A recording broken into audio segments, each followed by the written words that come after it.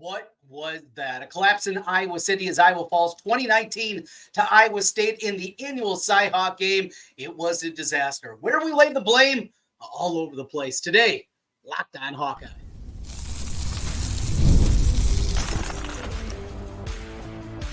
You are Locked On Hawkeyes, your daily podcast on the Iowa Hawkeyes. Part of the Locked On Podcast Network, your team every day. Hey, welcome in. I'm Trent Condon, and this is the Locked On Hawkeyes Podcast. Thanks for making Locked On Hawkeyes your first listen every day. We're available wherever you find podcasts. You can also watch us on YouTube. While you're there, make sure you hit that subscribe button. Helps us get in front of more Hawkeye fans. Today's episode is brought to you by 5 Hour Energy. Go to 5hourenergy.com and use promo code LOCKEDONCFB to receive 20% off your order. Well, need plenty of 5 Hour Energy to get through this one, as the frustration certainly boiled over on Saturday evening. Iowa out to a 13-0 halftime lead, a lead by 2 late in the ball game, give up plays and give opportunities to Iowa State, and Iowa State took them, and they get the credit and the victory. 2019, the final in this one. A decision to go for 2 in the third quarter, a decision all over the place that you can look back upon and just say, what could Iowa possibly be thinking? What could Kirk Ferentz possibly be thinking? There's a ton of angles here to break down, and we'll try to touch them all here throughout the show today. Frustrating, no doubt, but in a way not surprising. And, the old adage, playing to win, playing not to lose, I think there's certainly a semblance of that in this conversation. This was a lot of bad choices and a lot of bad things that had to kind of go the opposite direction, right? And it just did. Iowa was not able to make the plays necessary. Iowa had a lot of boneheaded decisions that were out there, giving up a long touchdown, a 75-yarder that just can't happen. And Xavier Nwankpa did not play after that, at least that I saw on the football field. Those are plays that can happen. Their first touchdown of the game, TJ Hall has 2 hands on it. And Higgins just made a great play. I just took it away and got the touchdown in that one. But late in the game, it's a Ferentz special. It's Ferentz ball. We're going to sit on it. We're not going to try to do anything. We're just going to get out of here with the victory, right? That's the thought process. This is what we have learned with Kirk Ferentz. It's not about style points. There's nothing to go along with it. God forbid we try to make it easy on ourselves, right? No, we're just going to try to find the easiest way to get out of there with a win without trying to do too much. Just try to get the victory. And it works. And it's worked for the better part of 2 decades that they've been able to pull out these kind of games. But when it doesn't, and it happens, this is where the frustration lies. This was a game there for the taking. This is a game that Iowa should have run away from. And they didn't. They didn't make the adjustments. They didn't do the things that were necessary. So let's go back to a few, I think, headliner plays and how we get here in this collapse by the Hawkeyes. I think number 1 is looking back at the first half. And Kirk mentioned this after the game, that when it was brought up, some late game situations, 2-point conversion, why you take a penalty, a 5-yard penalty in a field position game when you're punting the football back to them, a lot. We'll get to those as well because they're inexcusable. They are.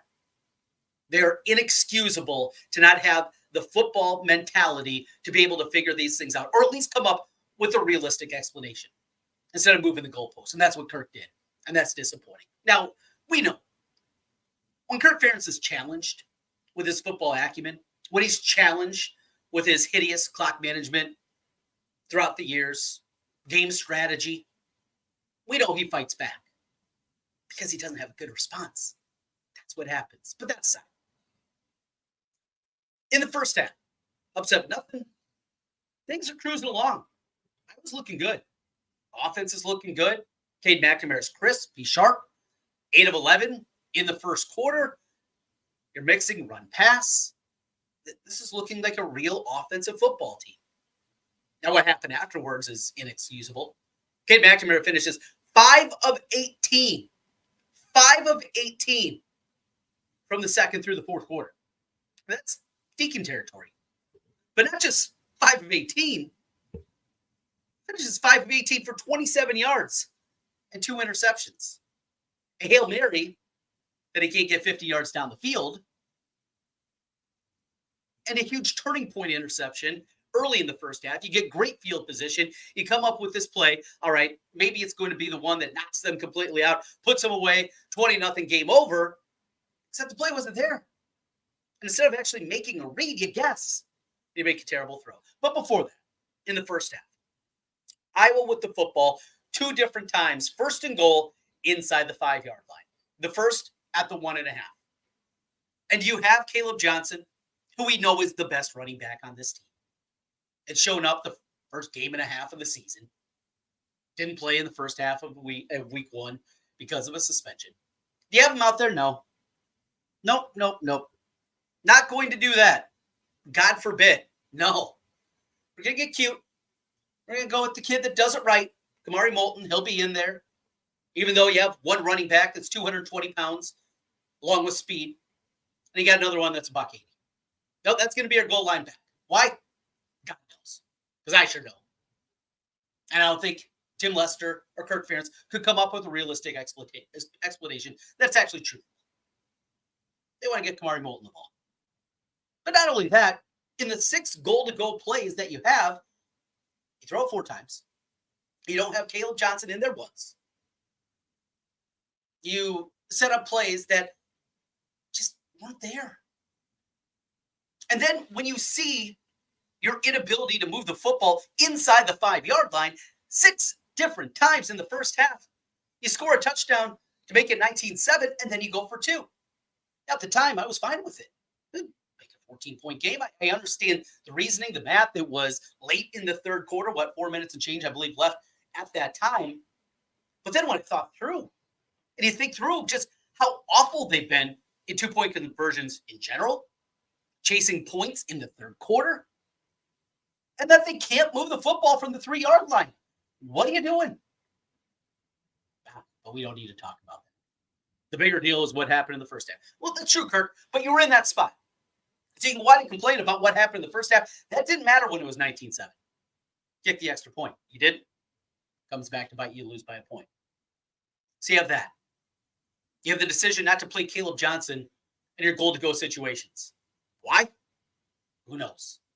That's what did it. But then not only that, another just baffling clock management strategy, both at the end of the first half and the second half. I mean, Kirk gave us a twofer in this one. 2 different times he screwed up end of game, end of clock situations in each half. That final one, when it went to 4th and goal, go for it. Pin them deep. 10-0, 13-0. Go for the touchdown. Go for the kill. Go for the 3-score lead. If you do get a touchdown in that spot, maybe that buries them right there. Maybe it's game over at that point. And if you don't get it, make him go 98 yards. So you don't do that.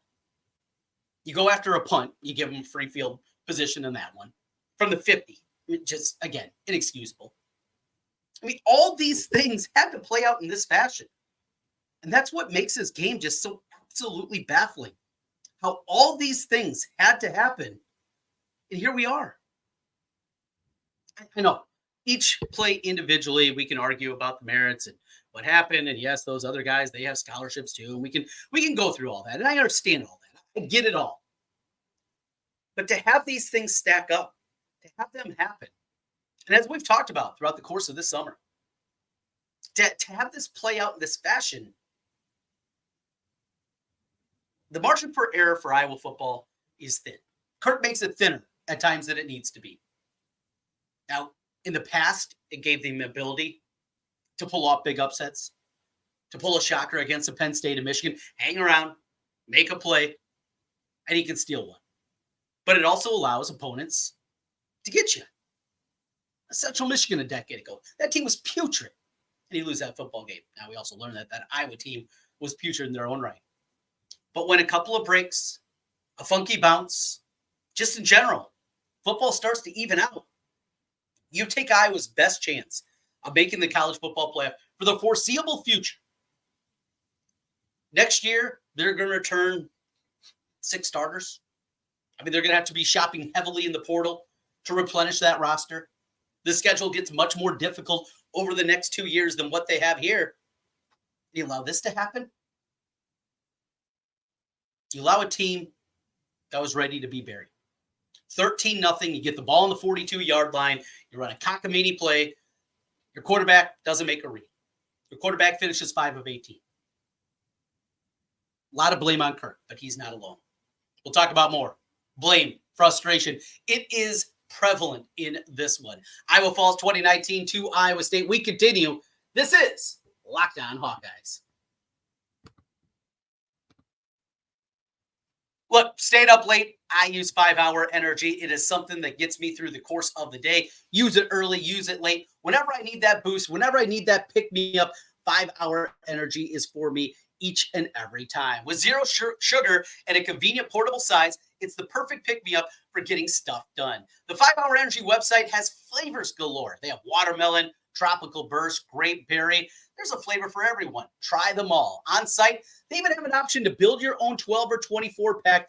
Choose the flavors, and it's going to be delivered right to your door. I absolutely have the ability. Choose what you want, the kind that you want right there on the website. Don't have to worry about going to the store and saying, they got that one in. I really like this one. Or you can even try some new flavors at 5hourenergy.com. If you go to 5hourenergy.com, that's the number 5, hourenergy.com, and get some 5-Hour Energy product today. You can use the promo code, it's Locked On CFB, Locked On CFB, to receive 20% off your order. This offer is only valid until September 30th on one order and cannot be used with other promotions. The code is not good on subscription orders. Once again, code Locked On CFB to receive 20% off your order. Go to 5hourenergy.com today.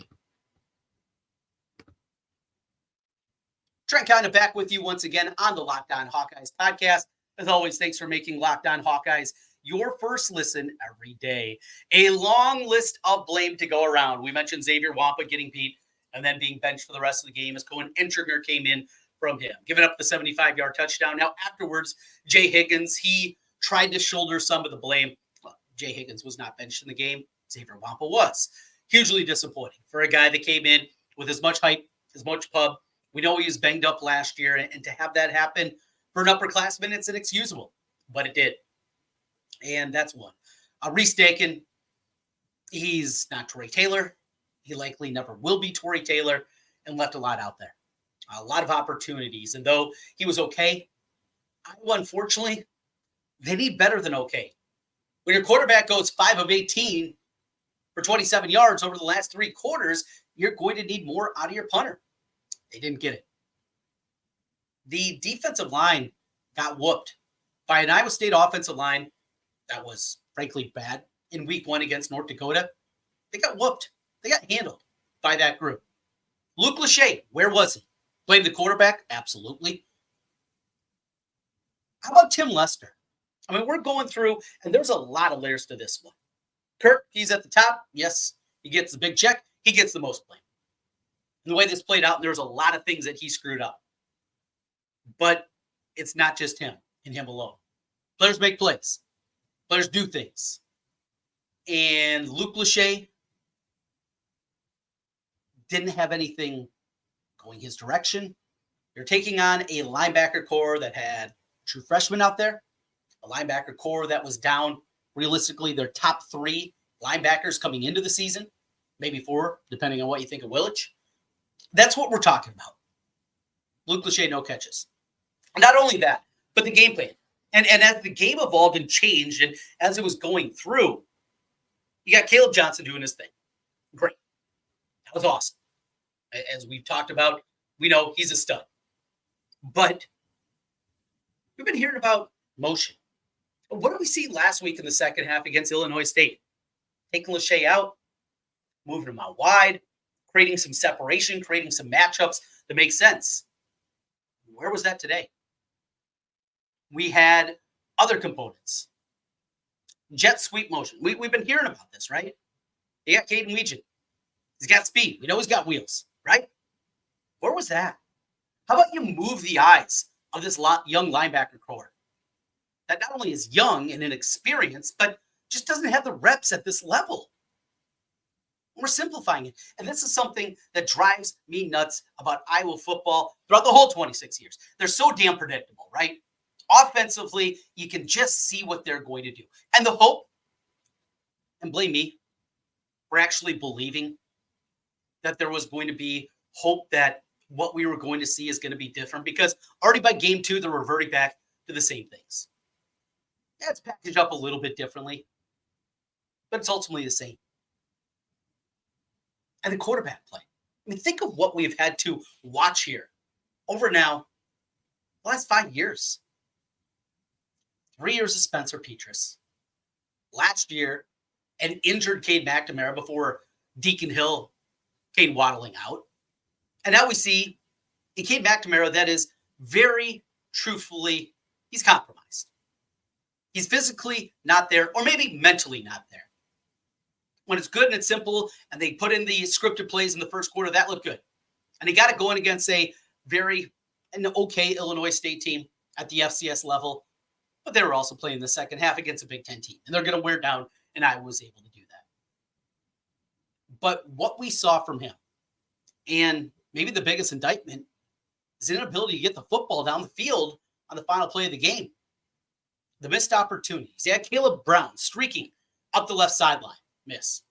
I mean, that's a throw 85%, 90% of college quarterbacks make, and he didn't. You have a backup quarterback that has shown an ability at minimum to be okay at this level. Personally, I don't believe that Brendan Sullivan's the guy. I still maintain that Iowa's best hope is to get Cade McNamara fixed, to get him both physically, get the rust off, and mentally in the right space, that is Iowa's best path forward in order to happen.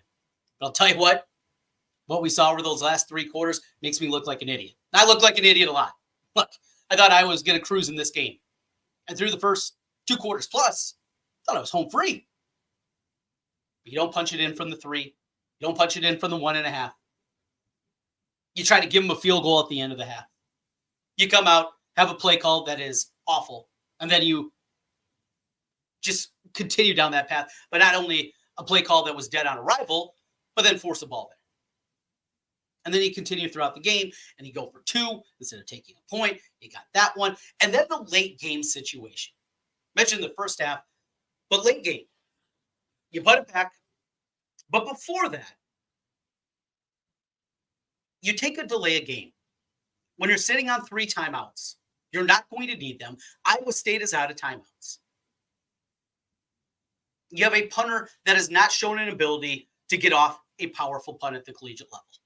Not in practice, not in the bubble, not in the practice facility. Hasn't been able to show it to turn one over big time in a game. And now you make him go 5 yards more. And Kirk said after the game, and this is ridiculous, said, well, it might have gone into the end zone. It might. But what is one of the strengths of Iowa football? Their coverage unit. How is Tory Taylor so great throughout the years of putting and pitting teams back within the 10-yard line, even the 5? It wasn't just him. Like, he's not hitting pitching wedge up there and they're just rolling back and then they settle down. No, it was because of the gunners. It was because of the coverage team. Those were the guys that were busting their ass to get down there and make the plays. But now, what, they can't? No, not buying it. Bad punt, fair catch at the 22, a much shorter field. And as we're laying blame, we got to put some on Phil Parker. And you can say it's not fair. And without Phil Parker, what would this program be? Look, Kirk Ferentz wouldn't still be here without Phil Parker. I think we all know that. He has propped up this program and done just a wonderful job. Norm Parker was great. Phil's better. And Phil's shown an ability to adapt, to change, to evolve. Something that the offensive coach, the offensive line guru has been unwilling to do. Instead of going out and finding a wanted offensive coordinator, he took the easy way out. My first thought on Tim Lester was probably right. I hate to say that somebody's a yes man and just doing what Kirk wants, but what did it look like to you on Saturday? That's what we got. That's what it was. So that's where we are. And many of these things. Oh, and mentioning Phil Parker. No timeouts. 78 yards to go for a touchdown, but they're playing for a field goal. And Sebastian Castro got beat. He's looking to jump her out of the game. Defense trying to do that. Why are they a man? I get it. I'm second guessing Phil Parker. Yes, this is dumb. I get it. But boy, in that spot, in that situation where you're trying to move them to the middle of the field, so they have to run clock, it just didn't make a lot of sense. Head scratching all around. And it took all of those things individually, stack them all up. That's how Iowa lost this football game. Any one of those, 10 things that we've talked about here today, any one of them go a different direction, we're likely having a different conversation. But you are what your record says you are. And I was 1-1. What's left to play for? What direction does this Iowa team go? One more non-conference game. It'll be Troy coming up on Saturday. And then Big Ten play begins. We'll talk about that as we come back. More frustrations abound. This is the Locked On Hawkeyes Podcast. Today's episode is brought to you by Ibotta. It's summertime, means it's barbecue season. Stock up on all your grilling favorites and earn cash back on every purchase you use with Ibotta. You won't have to choose between burgers and hot dogs. You can get them both. Ibotta is a free app that gets you cash back. Lets you earn cash back every time you shop. Earn on hundreds of items from groceries, toys, you name it. It's something there for everyone. You can make sure you're beating inflation no matter what you're purchasing. The average Ibotta user earns $256 per year, and you can use it on whatever you want. Shopping trip, maybe a flight, looking for something, a fancy dinner down the line, they got you covered. You can save on over 2,400 brands and shop at over 1,000 retailers, including your favorite grocery stores, Lowe's, Macy's, Sephora, Best Buy, and more. It's time you join the over 50 million users who use Ibotta to earn cash back every time that they shop. Right now, Ibotta is offering our listeners $5 just for trying Ibotta. All you have to do is use the code LOCKEDONCollege when you register. Just go to the App Store or Google Play Store and download the free Ibotta app to start earning cash back. Use the code LOCKEDONCollege. That's Ibotta, Ibotta, in the Google Play or the App Store. And make sure you use that code LOCKEDONCollege for Ibotta. Trent Condon back with you one final time on the Locked On Hawkeyes podcast as we react to the frustrating Saturday afternoon in Kinnick. Great day, great weather. I did remark and mention this to a couple of times. I think you even put out a tweet about it. I was shocked the few Iowa State fans that were there in attendance. I mean, this is something normally where you're seeing 7, 8, sometimes 10,000 out of the 70,000 in the stands for this one. Not the case. So started going games full-time in 96. In high school still, make the drive down with a buddy, hang out with some of the older guys from my hometown, and always have a great time. And so I've been coming to this game for a long time. Unfortunately, my freshman year, that was when the winning streak came to an end. That was fun, and seen a lot of pain. The 98 game, 27-9, Iowa State comes in and wins it, ends the 15-game losing streak. We found out there's actually a trophy for this thing. That one stung. 2002, boy, another dreadful one. That one was very difficult to swallow, up 24-7 at the half. But in a way, these last two are even more frustrating. Now, Iowa's inability to punch the football in from inside the 5 in both games proved to be the difference. 2 years ago, it was going to the fullback who fumbles.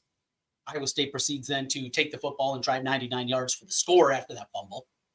And then this year, twice in the first half inside the 5-yard line, inside the 3-yard line, and just 6 points to show for it. Iowa's inability there very well proves to be the difference in both of those games. This one felt different, though. It felt different, maybe also because of the lack of Iowa State fans there, but just how it played out. Because there was still that feeling, at least for me, that Iowa would find a way.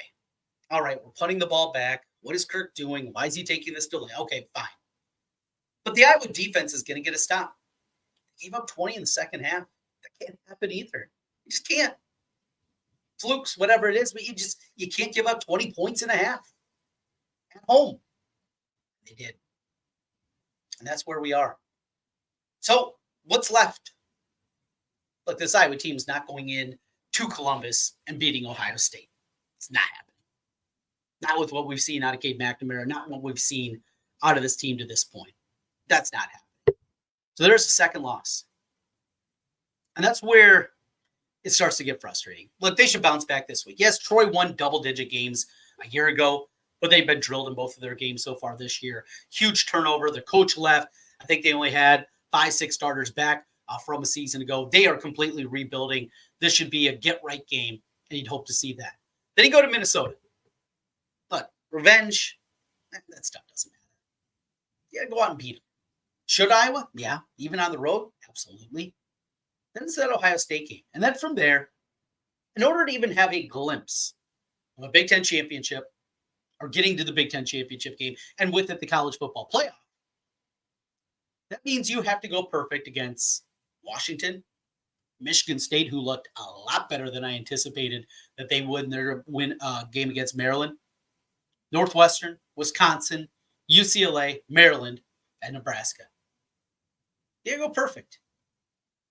Or it's another year in Tampa.